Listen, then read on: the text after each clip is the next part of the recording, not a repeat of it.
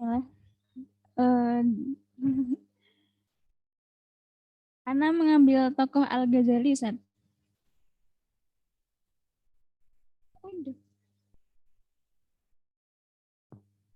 Kedengaran tidak, Ustaz, suaranya, Ustaz? Kedengaran? Nyala, Ustaz.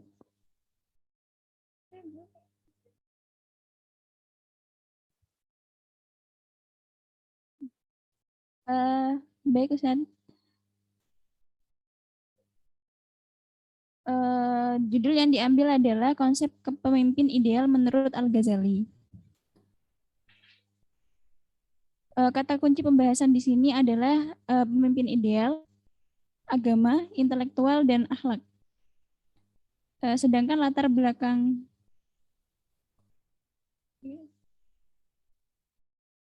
pembunyian audionya enggak ya?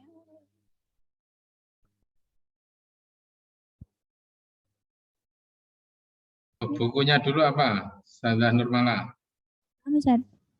Bukunya Al-Ghazali apa? Terkait dengan filsafat atau buku secara umum apa saja bukunya Imam Al-Ghazali?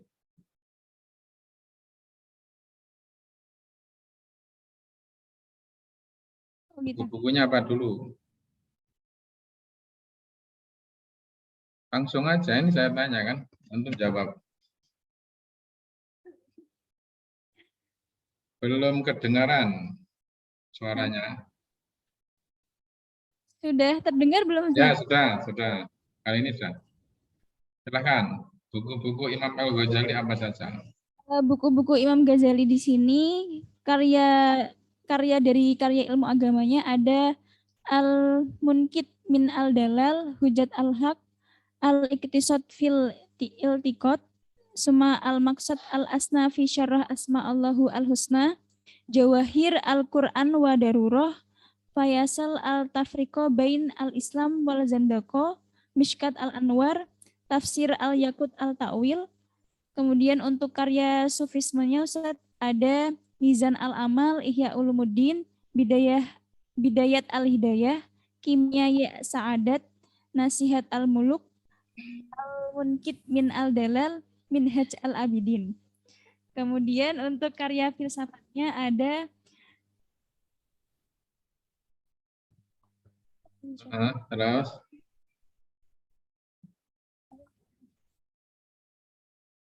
halo. Sama Ustaz, ada Ustaz. Nah, terus di antara buku-buku itu yang paling yang paling relevan ya dari filsafat politik itu buku mana? Ihya Ulumuddin. Oh ini ya. Ustaz. Buku apa saja?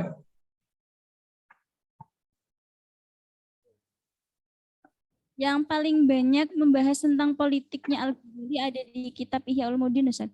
Oh ya, kemudian. Oke ya. Terus catatan penting dari tokoh Imam Al-Ghazali antum tempatkan sebagai apa filosof politik itu apa? Bisa diceritakan? Jadi pada latar belakang kehidupan masyarakat di zaman Al-Ghazali itu jadi zaman dahulu itu pada tahun 132 sampai 656 Hijriah itu pada intinya pada masa-masa kehidupan Al-Ghazali banyak kejadian penurunan kualitas masyarakat karena zaman dahulu itu pemimpinnya itu banyak yang tidak bisa menjadi seorang pemimpin yang penuh hasanah. Salah satunya di sini kejadian yang terjadi pada tahun 132 sampai 656 Hijriah. Masyarakat muslim terpecah dalam beberapa faksi yang berakar dari perbedaan mazhab kalam. Kemudian dari tahun 333 sampai 440 Hijriah, kekuasaan Abbasiyah merosot karena Mu'iz al-Daulah Ibnu Buwayhi memaksa menguasai daerah yang ada di Abbasiyah yang sudah dikuasai oleh Abbasiyah. Kemudian di tahun 55 Masehi dinasti Seljuk yang Sunni berhasil menguasai Baghdad. Nizam al-Muluk dinasti Seljuk yang Sunni berhasil menguasai Baghdad, sedangkan Nizam al-Muluk mempedulikan politik dan ilmu. Pada saat itu karena Nizam al-Muluk itu sangat peduli dengan ilmu, akhirnya Al-Ghazali memiliki ide untuk menuangkan segala ilmu yang ia miliki untuk menaikkan kualitas masyarakat kembali. Salah satunya beliau mengajar dan mendirikan sebuah madrasah nizamiyah saat itu. Kemudian pada tahun 485 Hijriah, pada saat itu Nizam al-Muluk itu wafat. Akhirnya karena saat tahun sebelumnya Nizam al-Muluk yang hanya mempedulikan ilmu politik dan sebagainya, karena beliau wafat, akhirnya muncullah budaya korupsi kalangan pejabat, munculnya ulama su dan pertikaian antar kelompok. Dan ini disebabkan karena beliau wafat, akhirnya para ulama tidak mendapatkan dukungan untuk menyebarkan ilmu-ilmunya. Oke. Kemudian belum ke lain ya, Kemudian kembali ke tadi. Antum ingin mengatakan di poin 10 saja. Itu kan ada masyarakat muslim terpecah. Bahasa Abbasiyah merosot. Dinasti Sultik yang Sunni berhasil menguasai Baghdad dan seterusnya. Apa artinya? Bagi siapa namanya Imam Al-Ghazali. Jadi saat itu beliau sangat khawatir karena banyak hal-hal perpecahan yang terjadi di kehidupan masyarakat. Perpecahan tersebut disebabkan karena adanya bentuk pemimpin yang kurang ideal dan tidak memberikan suatu sosok kedua, Ustaz. Dan hal ini disebabkan karena setelah diteliti oleh beliau, ulama-ulama yang memimpin saat itu, beliau ini mendapatkan pendidikan yang salah juga, akhirnya berpengaruh dengan perilaku kepemimpinan mereka. Oke. Terus? Nah, lanjutkan, Ustaz. Silakan. Kemudian urgensi negara menurut Al-Ghazali.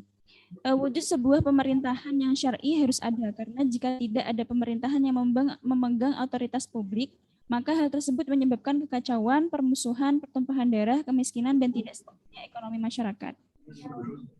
Politik juga tidak hanya bertujuan untuk menghindarkan pergolakan sosial melalui pemberlakuan hukum dan manajemen publik agen negara, tetapi juga bertujuan untuk menghindarkan pergolakan sosial melalui bimbingan dan kepemimpinan dan layanan menarik.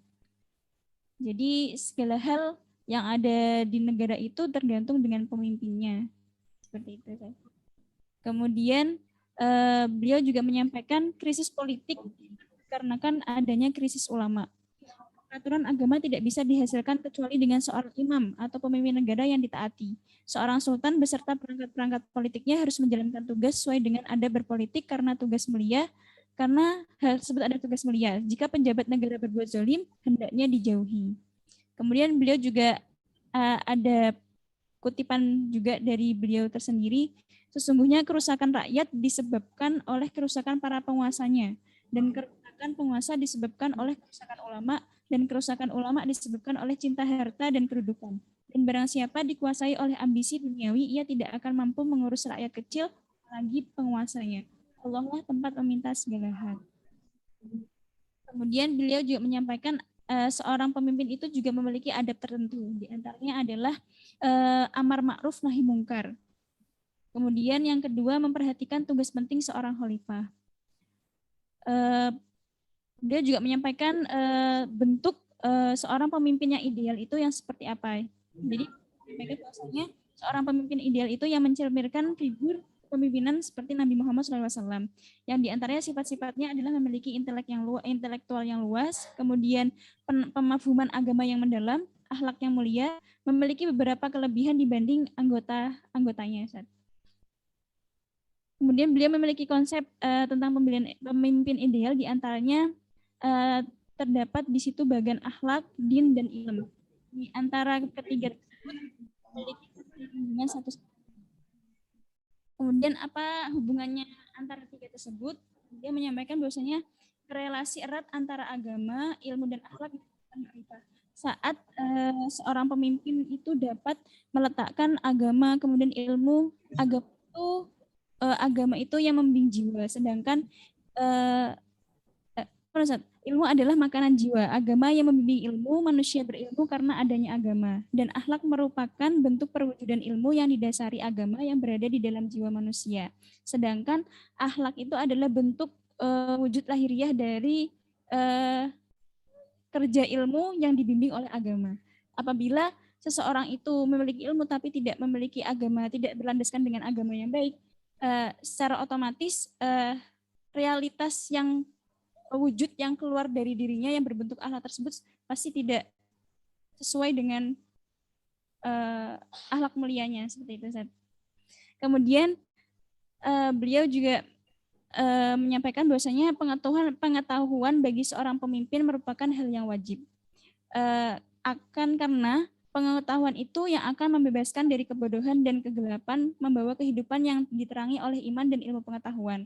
Kemudian dengan adanya pengetahuan, dapat memahami bagaimana cara mengembangkan dan menggunakan pikirannya dengan baik, dan seorang pemimpin dapat berpikir dengan produktif dan sinergetik.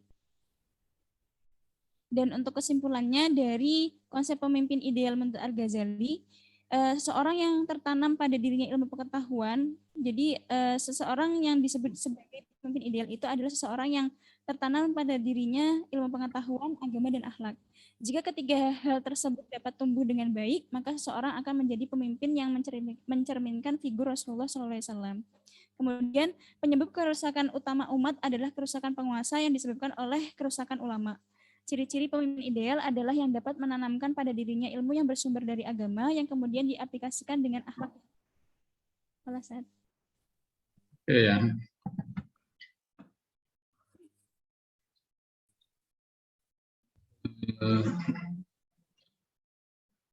Liris ada ya ini, Ustazah Liris.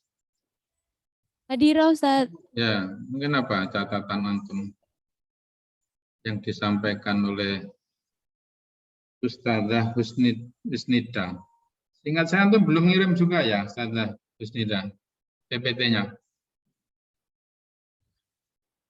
Halo Ustazah Husnida.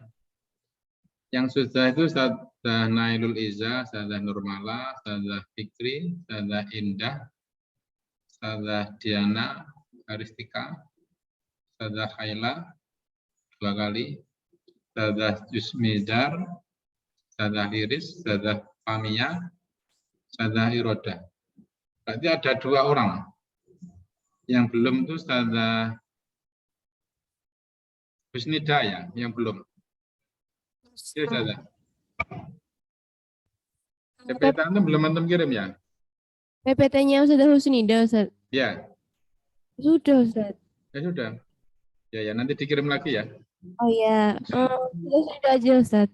Yang satu yang siapa yang belum? Yang belum siapa yang? Coba ya, itu tak baca ya. Iya, Ustaz. Ustazah Nailul sudah. Ini saya yang baca sudah ya. Ustazah Nurmala, Ustazah Fikri, Ustazah Indah, Ustazah Diana, Ustazah Khaila, Ustazah Susmizar, Ustazah Liris, Ustazah Kamia, Ustazah Iroda. Berarti Ustazah Husnida ya.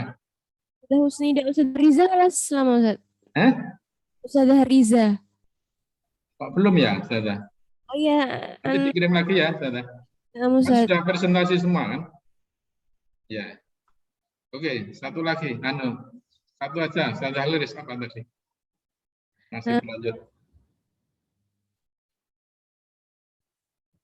Silahkan Ustazah Liris.